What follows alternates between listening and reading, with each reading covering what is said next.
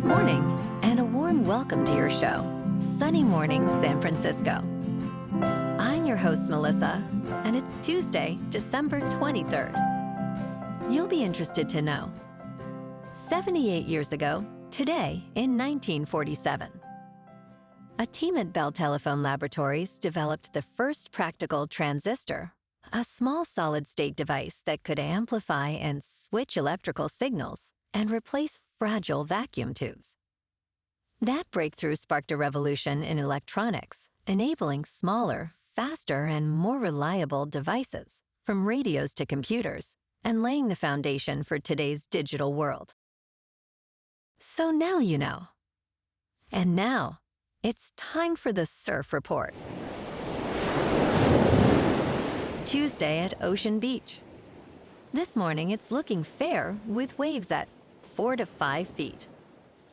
By 8, they're pushing to 4 to 5 plus feet, with offshore winds at 8 miles per hour. As the day goes on, expect choppy conditions with waves holding around 4 to 6 plus feet, and sideshore winds picking up to 21 miles per hour.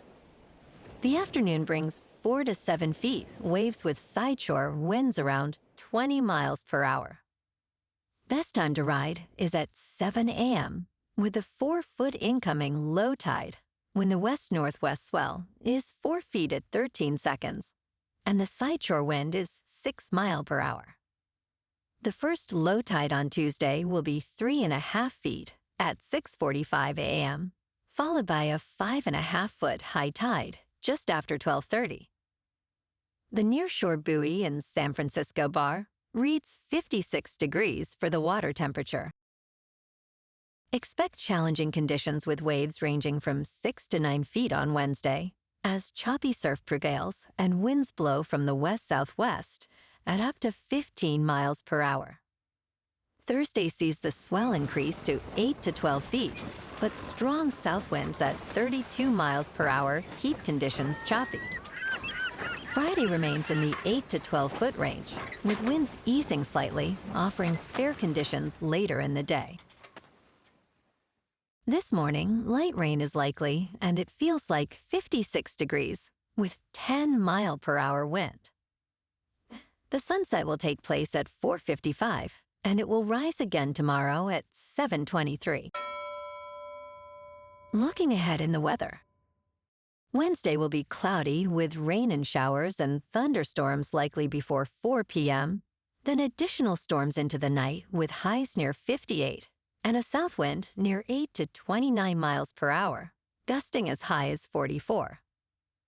Some storms could be severe Wednesday night with heavy rain totals up to 2 inches, and the wet pattern continues through Christmas Day into Friday, with rounds of rain and thunderstorms and cooler highs in the mid-50s and lows in the upper 40s to low 50s. Bonjour, food enthusiasts.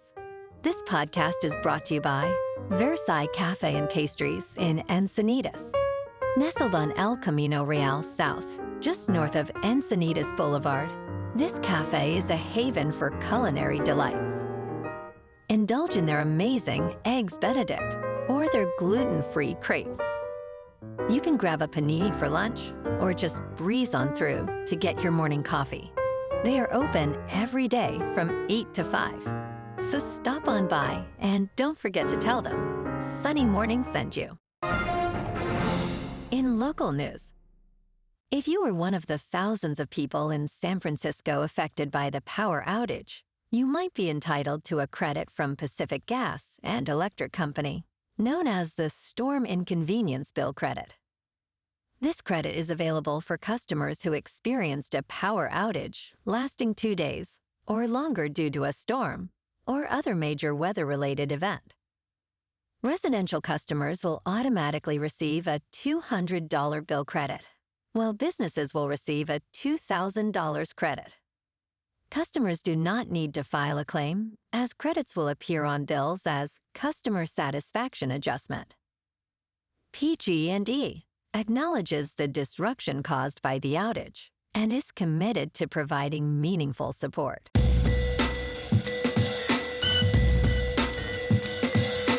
Now on to sports.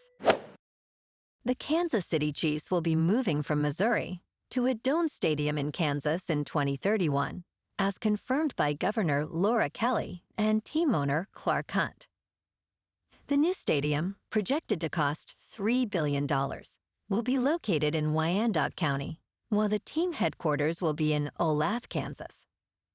Lieutenant Governor David Tolland called it the largest economic win in Kansas history.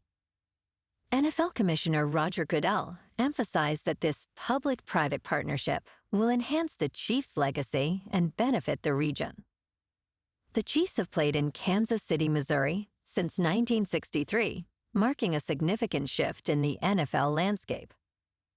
And last night, on Monday Night Football, Brock Purdy threw a career-high 5 touchdown passes, and Dee Winters returned an interception of Phillip Rivers' final pass 74 yards for a score, leading the San Francisco 49ers to a 48-27 victory over the Indianapolis Colts.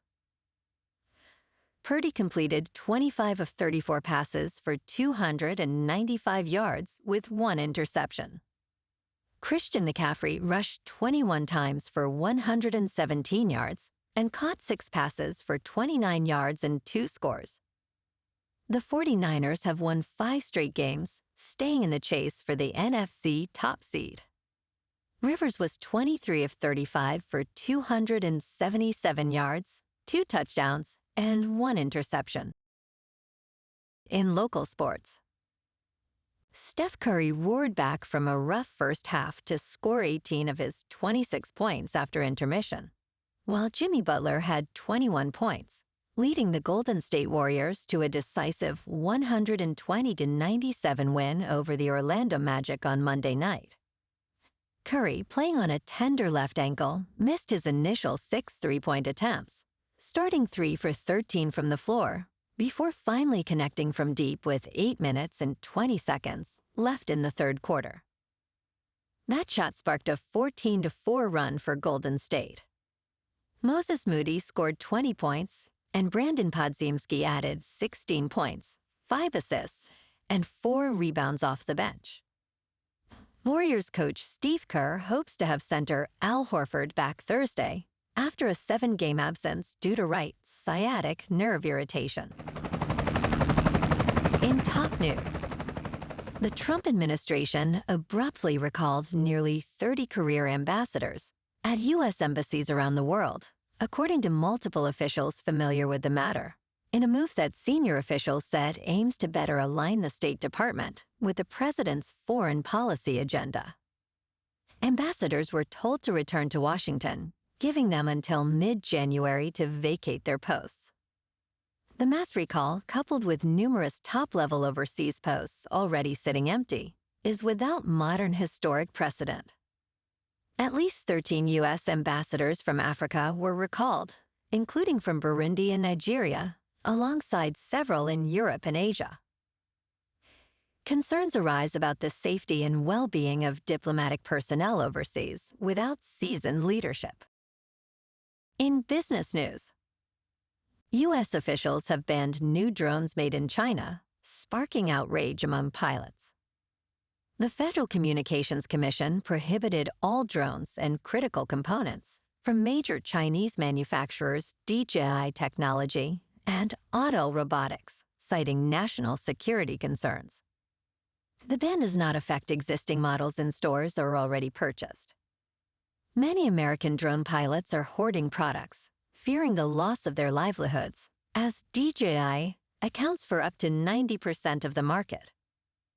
DJI expressed disappointment in the decision, arguing that concerns about its data security lack evidence. The ban poses a significant threat to many small businesses reliant on Chinese-made drones. In crypto movement, Bitcoin is down 1% to about $88,000. Ethereum is down 0.5% to just under $3,000. And XRP is down 0.5% to $1.89. Moving on to a more local vibe.